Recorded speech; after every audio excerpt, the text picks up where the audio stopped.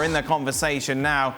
3 more points for Eddie Howe's side as they defeated Chelsea by 1-0. Wilcox striking the 67th minute, proving to be the difference between the two sides. You take a look at how things stand. The honeymoon most definitely over for Graham Potter. Defeats now against Arsenal, City and Newcastle means that it's 3 in a row, 4 out of 5 if you take it back to that Brighton defeat as well. I suppose then, as we've just seen that, let's start with Chelsea. You've been quite a Potter apologist so far since he's taken over at Chelsea. Does that continue? I don't know how clearly he's going to be under pressure at this job. I'm not apologising for him. I think he's a good manager.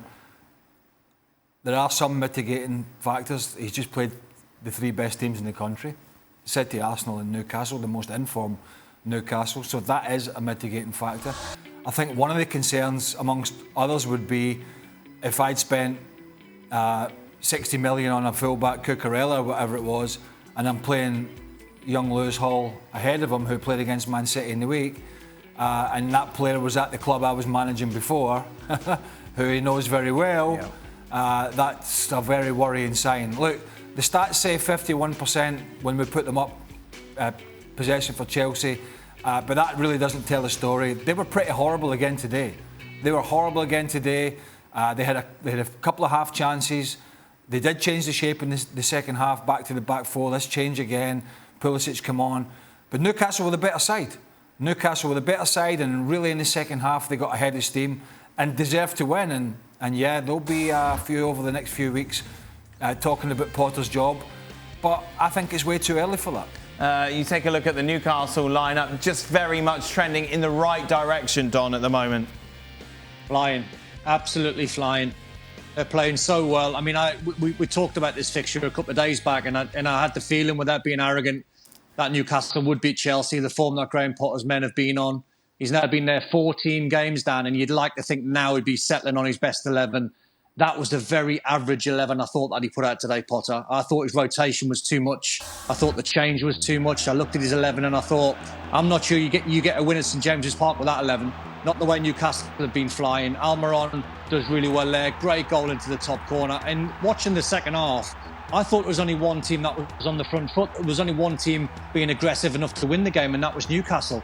And as soon as they went behind Chelsea, they had a little reaction, a small reaction, but I was never fazed watching the game. I thought Newcastle will win this. And that, unfortunately for Graham Potter, even though we are fans of his, unfortunately, when you lose this amount of games, when you're at Chelsea, that's going to put you under pressure.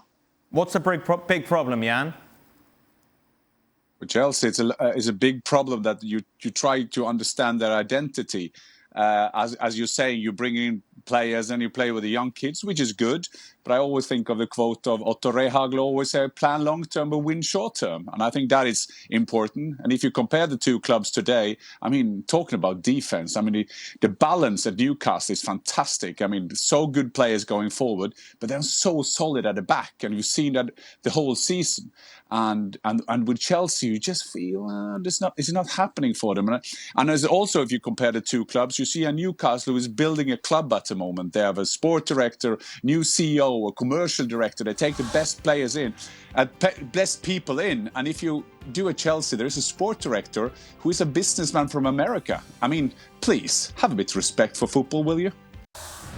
Thanks so much for watching ESPN on YouTube. And for more sports highlights and analysis, be sure to download the ESPN app. And for premium content and live streaming, subscribe to ESPN Plus.